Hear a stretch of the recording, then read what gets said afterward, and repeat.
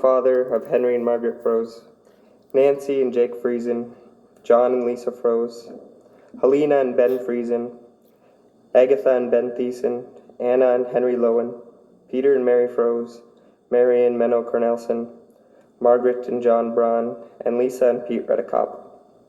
It is also survived by brothers Peter, John, Cornelius, David, a sister Helen, 27 grandchildren, 24 great-grandchildren, and a number of nieces and nephews. He was predeceased by a son David, a daughter Tina, a daughter-in-law Susan, 2 infant daughters, and a number of brothers and sisters. He was born in Chihuahua, Mexico on July 24th, 1930, son of the late Henrik and Helena Froese.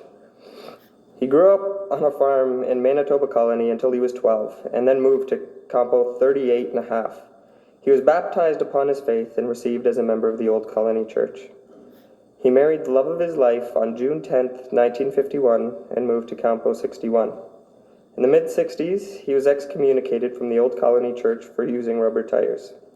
This did not shake his faith, however, and after moving to Santa Rita, Campo 82 in 1966, he became instrumental in getting the Kleingemeente to start a school and later on a church. He took his family to Ontario for field work in the summer of 1974 for the first time, and went again the following year. On February 27, 1975, tragedy struck in the form of a house fire, and they lost their daughter Tina, who died of her injuries the next morning. In 1987, they made the big move to Elmer, Ontario. He found work with Leonard Jones Farms and later welded at Bartson Manufacturing until he retired in 1993. Life took a traumatic turn in 1995 when his wife Agatha suffered a stroke and was left paralyzed. But fueled by his limitless love and strong faith, he went on smiling and enjoying life. Tragedy would strike twice more when he suddenly lost his daughter-in-law Susan to a heart attack in November of 2001 and his youngest child David to cancer in April of 2002. He moved into Chartwell in May of 2011, and in October of 2014 he lost his wife. Now he joins those whom he lost in paradise. And I was also asked to share a little bit of a personal thought on Grauspapa from my point of view. And so when I think of Grauspapa,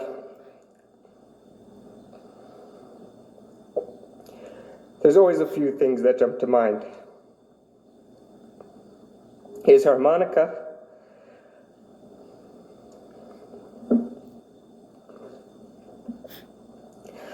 I wasn't blessed with his musical talents, and I've always admired his harmonica skills.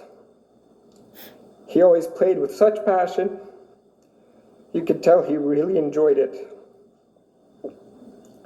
That's probably because as a kid, he had to sneak behind the barn to play because it was forbidden.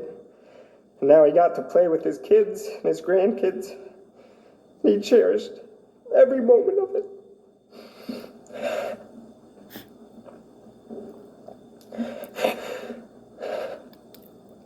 His handshake. Grauspapa always gave the best handshakes. Nice firm grip with a good dag or a hello. But I think what made it the best is because when he shook your hand, he meant it from the heart, always with a smile on his face, as if he was saying, today's a good day because I get to shake your hand. I'm really going to miss those handshakes.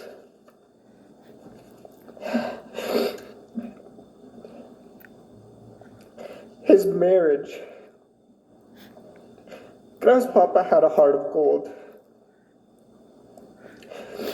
When I think of husbands I want to be like, I always think of Grauspapa. That man loved his wife with every last bit of himself. The only criticism I've ever heard thrown Grauspapa's way as a husband was that he did too much for Grausmama. When Grausmama needed something, and that was often due to her condition, he did it. It didn't matter how much pain he was in. He wrecked his knees, his back, his whole body, taking care of her. Even at Chartwell, the nurses had to put beepers all over the place because when Grouse Mama needed something, even in the middle of the night, she'd always call for Grouse Papa, not the nurses. And I wondered, why did she do that? Did she not know how much pain Grouse Papa was in? Was she just being stubborn and didn't want help from the nurses? But I've come to this conclusion. The reason she called for Grouse Papa was because she knew, without a doubt, that he'd come. He always did. And it was always lovingly and without complaint.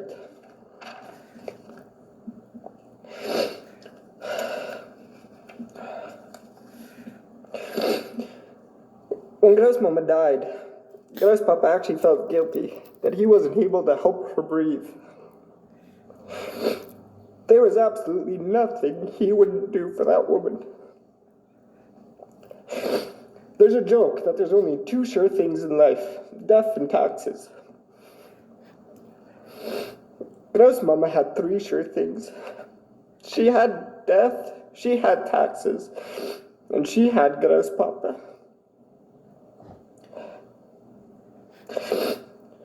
The Bible in Ephesians chapter 5 tells us husbands that we are to love our wives like Christ loved the church, and that Christ gave up his life for the church.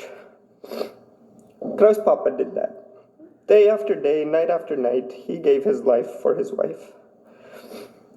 And I think of the times when Susie was pregnant, it's late at night, and she'd get a craving for French fries or something from Timmy's, and I'd say to her, honey, it's late, I'm in my pajamas, are you sure you can't last till tomorrow?